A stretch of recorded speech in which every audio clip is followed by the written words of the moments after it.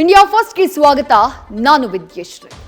ಒಂದು ಗಲಭೆಯನ್ನ ತಡೆಯೋಕಾಗಿಲ್ಲ, ಆದ್ಮೇಲೆ ಹೇಗೆ ನಿಭಾಯಿಸಬೇಕು ಗೊತ್ತಿಲ್ಲ. ಡಾಕ್ಟರ್ ಜಿ ಪರಮೇಶ್ವರ್ ಗೃಹ ಖಾತೆಗೆ ಅನ್ಫಿಟ್.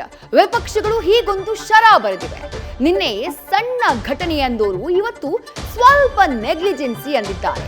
ತಮ್ಮ ಬೇಕಾಬಿಟ್ಟಿ ಮಾತಿಗೆ ಹಳ್ಳಿಯ ಲೇಪನ ಹಚ್ಚಿದ್ದಾರೆ.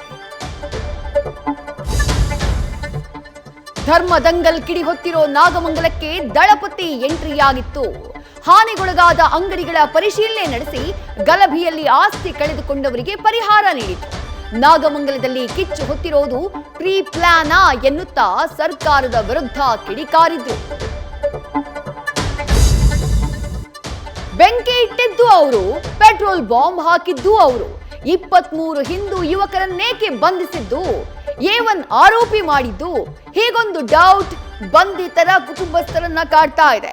ಕಿಚ್ಚು ಹೊತ್ತಿದ ಊರಲ್ಲಿ ಸ್ಮಶಾನ ಮೌನ ಆವರಿಸಿದೆ. ಹಿಂದೂ ಯುವಕರ ಪಲಾಯನವಾಗಿದೆ. ರಾಜ್ಯದ ಜನರೇ ಇಲ್ ಕೇಳಿ, ಇನ್ಮೇಲೆ ಬೆಳಗ್ಗೆದ್ದು ಹಾಲ್ ತರೋಕ್ ಹೋಗೋಕು ಮುನ್ನ ಎಕ್ಸ್ಟ್ರಾ ಹಣ ಇಟ್ಕೊಳ್ಳಿ. ರಾಜ್ಯದಲ್ಲಿ ಹಾಲಿನ ದರ ಮತ್ತೆ ಹೆಚ್ಚಳವಾಗುವುದು ಫಿಕ್ಸ್ ಆಗಿದೆ.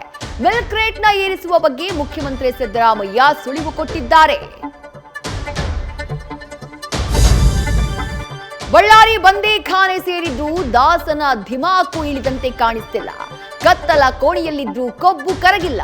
ಟಿವಿ ವಿಚಾರ, ಸ್ಟ್ರಿಕ್ಟ್ ನಿಯಮಗಳಿಂದ ಕಂಗಾಲಾಗಿ ಜೈಲು ಸಿಬ್ಬಂದಿ ವಿರುದ್ಧವೇ ಕಾಟೀರ ಕೆರಳಿದ್ದಾರೆ. ಈ ಮಧ್ಯೆ ಡೆವಿಲ್ ಗ್ಯಾಂಗ್ಗೆ ಮತ್ತೆ ಜೈಲು ವಾಸವೇ ಗತಿಯಾಗಿದೆ.